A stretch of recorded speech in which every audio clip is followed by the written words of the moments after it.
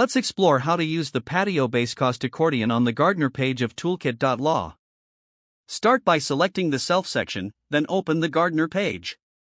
Click on the Patio Base Cost accordion to access this calculator. Here, you'll enter key project details such as your patio's width and length under project dimensions.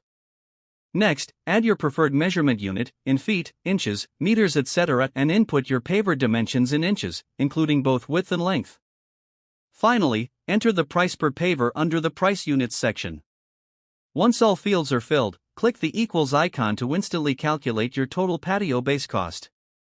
Use the clear icon to reset your inputs if you want to start fresh. You can also calculate patio's area by selection, project area, and measurement unit in square feet and square yard, etc. This tool is ideal for law professionals looking to balance their structured work life with outdoor relaxation or renovation projects. Whether you're planning a garden patio, a backyard workspace, or a calm retreat area, the Patio Base Cost calculator ensures every detail is precise and budget-friendly. And that's how you use Toolkit.law's Patio Base Cost accordion.